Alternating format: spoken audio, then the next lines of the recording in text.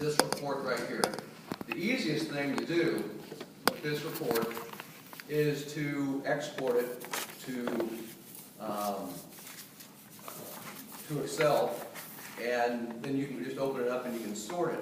You can, if you want to, just sit here and go like this and sort it by credit bureau score. And it gives you, then you'd have to go through here. Click on credit bureau on the top. No, on the, down past the blue underneath the dates. Keep going down, down. Left. Down, right there. Click on credit bureau, right there. Right. There you go. Yeah, I already done that. Oh. Sorry. If you had been listening, I was going to say, if you do it that way, then you have to go over here and add all this stuff up by hand. But all you have to do is export it to an Excel file, and when you save it, you open it up in Excel, and you sort it in Excel, split the columns apart, and total them up. I mean, it's really, really easy. It doesn't. I mean, I can do this page for anybody in probably 5 minutes. So all that data is there. The only thing that's not in here is your recon by car. Well, if you have to give something up, and you can't, the only other way to do this is to have a desk log or Excel spreadsheet every time you deliver a car. You put this information in there, and you have recon. Now, you do have the ability to put recon in Promax, and if you do, you can also add that to this report. So it's not, it's just simply, if the information is there in Promax, you can put it on this report. It's just not, I don't think that anybody in here is, I don't know that anybody in the group, maybe John Fogg is putting recon in here. I think you guys are. But what's the relationship to recon to credit score ratings? if you look down, well, if you look here on the reporting page, Right. the reason that's in there is as you look at sales and gross profits by tier, for example, people that are reporting it, well, Scott's gone, but he's spending on these, what you would think to be less expensive cars, $839 per copy. Fred's at $566. Travis is at $1329. Well, obviously, that impacts the gross profit within these tiers, and you say, Travis, what are you doing? And that was one of where I was going to go with this. Travis, what are you doing in your cars that Fred might not?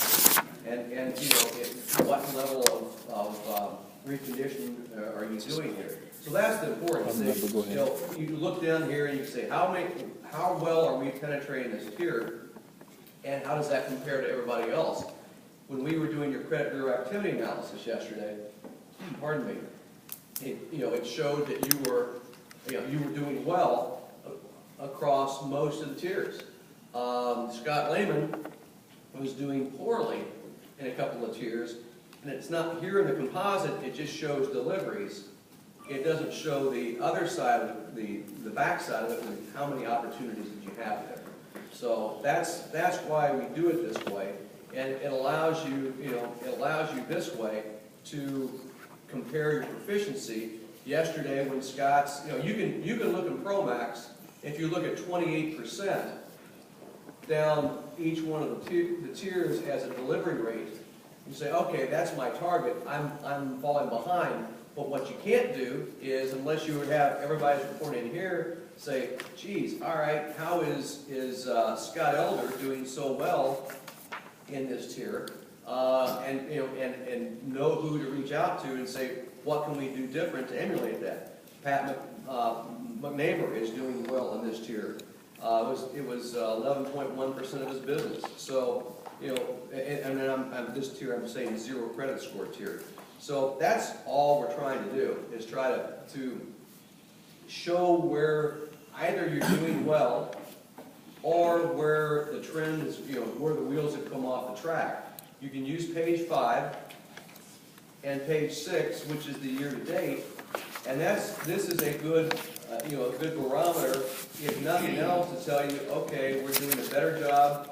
Our man, and Brad and Joe are gone now, but when I was up there, if you look on page 6, for example, Find Brad, which is number 12. He's second from the left.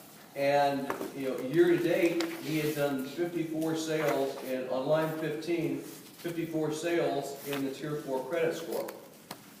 Well, that's been 8.2% of his business. You can see what his average sale price is.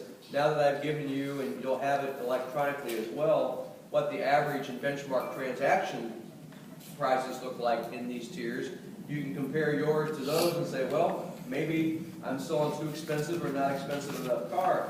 In Brad's case, when I was up there in Maryland last week, you know, I looked down here and you can see that line number 16 is 8.2% of his business. Line number 10 is 11% of his business. Line number 22 is 15.2%. You add all those together, and you're at pushing 35%. You know, at least a third of his business. I went up there last week and saw that for the month he had whiffed. He had one sale for the month in those categories. So if you get through a whole month and it shows up like this, you can say, time out, what's going on? Fortunately, we caught it before, you know, the month was over and he fixed it already. So those are the types of things, as you use these pages, you can, you know, a lot of them come into to play, what am I doing as a dealer compared to everybody else? And if I'm, let's look on here and we'll say Fred, number 16, look down here at line number 15. For the month, he did 2 Tier 4 deals out of all the thousands of crazy 88 focus leads that came into the store. And you'll find a lot of those, as Gary Campbell will attest, are going to be, you know, some credit challenged people. You come across here and you know, so you say, well, what am I doing wrong? Who can I look at that's doing a good job in this tier? And you go across over to Gareth, who might not always have a lot of things. You know, we just beat him up on the net variable profit page. But we see Gareth is 6 in this tier for 16% of his business, and say, Gareth, you know, the gross profits are similar. You know, who are you using to finance these deals with? How are you getting this stuff done? And you know, Fred can say, what, you know, maybe find an opportunity there because he's doing well in other tiers. So first of all, I'll say, Gareth, what are you doing there that's allowed you to, I know you said you've got a lot of tough credit, but how have you managed to succeed in the tougher credit customers? I guess just because that's our bread and butter. It's something that we have to know what we're doing. We do have quite a few finance sources that we use. We obviously try to get as much money down as we can. Who are your go-to finance sources in the Tier 3 and Tier 4? We've been doing quite well with Coastal Credit recently. Obviously Gateway Financial, Santander have been pretty good the last few weeks.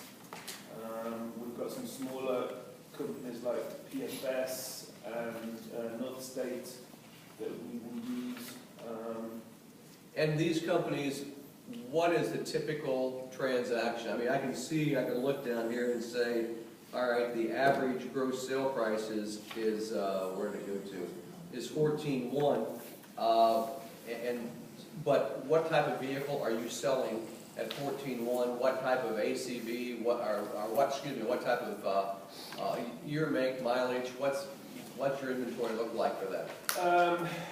Tends to be high miles. I mean below 120,000. Okay. ACV of around 6,000. Sales price obviously depends.